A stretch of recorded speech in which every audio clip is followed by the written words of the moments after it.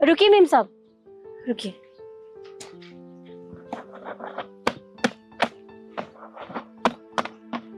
बैठिए।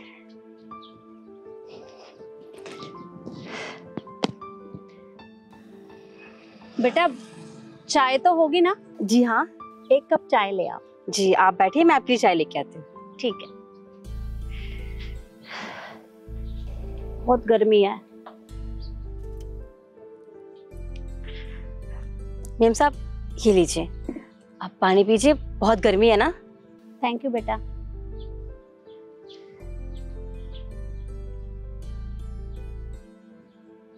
ये लड़की कितनी अच्छी है, बिना मांगे ही पानी देकर चली गई।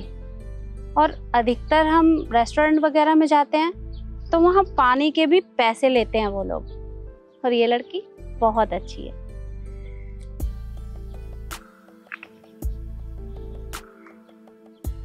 मेम साहब आपकी चाय। बिस्किट? पर बेटा मुझे बिस्किट नहीं चाहिए, और वैसे भी मैंने तो बिस्किट मांगा ही नहीं है, मुझे बस चाय पीनी है। कोई बात नहीं मेम साहब, मैं आपसे पैसे नहीं मांग रही इन चीजों के, ये अपनी तरफ से दे रही हूँ, आप खा सकती हैं। अरे पर तुम्हारे पास बिस्किट कहीं से फ्री में आता है, या हर कस्टमर को तुम चाय के साथ बिस्किट देती हो? नहीं मेम साहब, हर किसी के साथ तो ऐसा नहीं करती, सिर्फ आपके लिए ये सब कर रही हूँ, क्योंकि आप मेरे लिए बहुत स्पेशल हो, इसीलिए। मैं और तुम्हारे लिए स्पेशल हूँ? पर वो कैसे? मैं तो तुम्हारी दुकान पर आज पहली बार आई हूँ शायद। जी हाँ, आप मेरी दुकान पर पहली बार ही आई हो, पर मैं आपको कुछ बताना चाहती हूँ, पर आपको मेरी बात पूरी सुननी होगी, आप मुझे मना नहीं करोगे? हाँ बताओ, क्या बात है? वो मेम साहब क्या है ना, मैं बहुत गरीब परिवार से थी, हमारे घर में 2 टाइम का खाना तक नहीं बनता था, कभी कभी तो 1 टाइम के लिए भी लाना बहुत मुश्किल हो जाता था।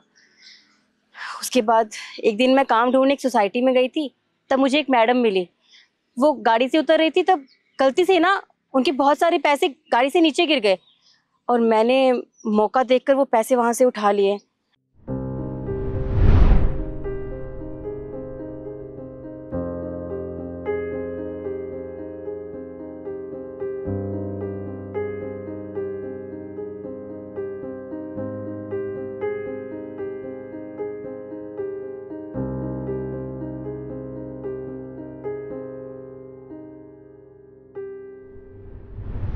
मुझे उन पैसों को देखकर बहुत लालच आ गया, मैंने सोचा कि शायद ये भगवान का ही इशारा है, मुझे इन पैसों की बहुत ज़्यादा ज़रूरत है, घर का राशन आ जाएगा, मेरा कितना काम हो जाएगा, तो इसीलिए मैंने वो पैसे उठा लिए और घर चली गई। मैं जानती हूँ मेम साहब कि इस तरह से किसी और के पैसे उठाना गलत बात है, पर मुझे ना बहुत ज़रूरत थी उन पैसों की, मेरी मजबूरी थी वो पैसे उठाना, इसीलिए मैंने कुछ नहीं सोचा और वो पैसे उठा लिए। और आपको पता है उन पैसों से ना मेरी बहुत मदद हुई, घर का राशन, घर के कितने खर्चे हैं वो सब पूरे हो गए, और जो पैसे बचे उससे मैंने ये काम शुरू कर लिया, और तब से आज तक मेरा काम इतने अच्छे से चल रहा है ना कि मैं आपको बता नहीं सकती, किसी चीज़ की कोई कमी नहीं है, पैसे तो बढ़ते ही हैं, कम भी नहीं होते, और तब से मैं यही काम कर रही हूँ उन पैसों की वजह से। अच्छा फिर क्या हुआ? मेम साहब फिर कुछ दिनों के बाद एक रात मेरे पिताजी का सपना आया, जो इस दुनिया में नहीं है। उन्होंने मुझसे कहा कि बेटा तूने जिसके पैसे उठाए हैं वो बहुत ईमानदार हैं, तू जाओ उनको पैसे वापस करके आ, तूने बहुत गलत किया है। मैं तो घबरा गई थी, मुझे एहसास हुआ कि मैंने कितनी बड़ी गलती की है, पर वो होता है ना मेम साहब, रात को सपना आता है और आप सुबह भूल जाते हो। मैं अपने काम पे लग गई, मैं उनकी कई सारी बात भूल गई, मुझे कुछ ध्यान ही नहीं रहता था, हर रोज सपना आता था और सुबह भूल जाती थी, कुछ समझ में नहीं आ रहा था। फिर अचानक से फिर से पिताजी का सपना आया, लेकिन इस बार सुबह आया। उन्होंने बहुत डांट लगाई, उन्होंने कहा कि तुझे कहा था ना मैंने, वो मेम साहब बहुत अच्छी हैं, जाओ और पैसे वापस कर। मैं डर गई थी, उस दिन से मैंने उनको ढूंढना शुरू कर दिया, कितनी सोसाइटी में गई और जहाँ से पैसे उठाए थे वहां भी गई, पर वो मिली नहीं। मैं तो बस भगवान से यही प्रार्थना कर रही थी कि कहीं ना कहीं से बस वो मुझे मेम साहब मिल जाएं और वो पैसे वापस कर दूं। फिर क्या हुआ बेटा, वो मेम साहब मिली तुम्हें? जी हाँ, फिर वो मेम साहब मुझे मिल गई, और वो कोई और नहीं, आप ही हो। मैं? जी मेम साहब, हो सके तो मुझे माफ़ कर दीजिए। देखिए मैं जानती हूँ मुझसे गलती हुई है, मुझे वो पैसे नहीं उठाने चाहिए थे, पर मेरी मजबूरी थी और मेरे पिताजी ने मुझे एहसास दिलाया कि मैंने कितनी बड़ी गलती की है। मैं आपसे माफ़ी मांगना चाहती थी मेम साहब, और देखिए ना, भगवान ने मेरी प्रार्थना सुन ली और आपको यहाँ मेरी दुकान के पास भेज दिया। अरे नहीं नहीं बेटा, तुम इसके लिए मुझसे माफ़ी मत मांगो।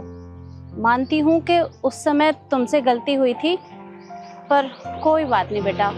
अब उस बात को तो बीते कितने दिन हो गए हैं और मैंने तो उस बारे में सोचना ही बंद कर दिया है, क्योंकि उस दिन मैं वो पैसे किसी को देने के लिए जा रही थी, किसी की अमानत थी मेरे पास।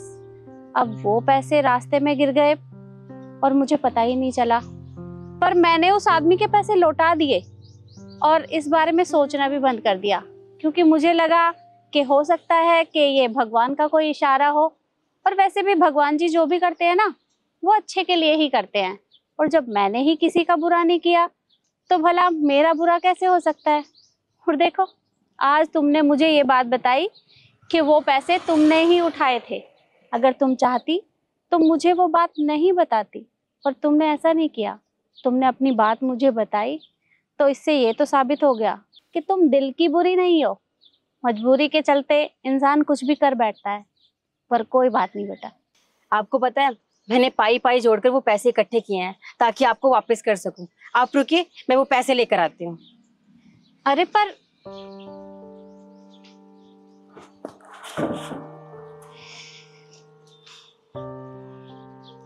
ये लीजिए मेम साहब, आपकी अमानत। पर बेटा, मुझे ये पैसे नहीं चाहिए। अब मुझे जरूरत नहीं है इनकी, और वैसे भी उस आदमी के तो पैसे मैंने लौटा दिए थे। अब ये पैसे तुम ही रख लो और अपना काम चलाओ। देखिए मेम साहब, मैं जानती हूँ आप बहुत अच्छे हो और अब भी आप मेरे बारे में सोच रहे हो, पर मेरे माता पिता ने मुझे बहुत अच्छे संस्कार दिए हैं। और देखिए ना, जाने के बाद भी वो मुझे इस बात को याद रखने के लिए बोल रहे हैं कि मैं किसी के साथ कभी गलत ना करूँ। तो मैं किसी के साथ कभी भी गलत नहीं कर सकती मेम साहब। हाँ, मुझसे गलती हुई है, पर मैं अब वो गलती सुधारना चाहती हूँ। अच्छा ठीक है, तुम इतना कह रही हो तो मैं रख लेती हूँ। पर बेटा एक बात बताऊं तुम्हें, मैंने इन पैसों के लिए तुम्हें कभी कोसा नहीं था, क्योंकि मैंने तो भगवान जी से यही प्रार्थना की थी कि हे भगवान, वो पैसे जिसको भी मिले उसका नुकसान मत करना। वो पैसे वो जहाँ भी और जिस भी काम में लगाए, बस उसमें उसकी तरक्की हो। देखा, आपने अपने दिल से प्रार्थना की थी और भगवान ने आपकी प्रार्थना भी सुन ली। इतना अच्छा काम शुरू कर दिया मेरा, और वापस आपको वो पैसे मिल भी गए। सच में भगवान जो करता है ना, बहुत अच्छा करता है। अच्छा मेम साहब, देखिए ना, बातों बातों में आपकी चाय भी ठंडी हो गई और मैंने भी ना। आप रुकिए, मैं आपके लिए गर्मा गर्म चाय लेकर आती हूँ, उसके बाद हम ढेर सारी बातें करेंगे। अच्छा ठीक है।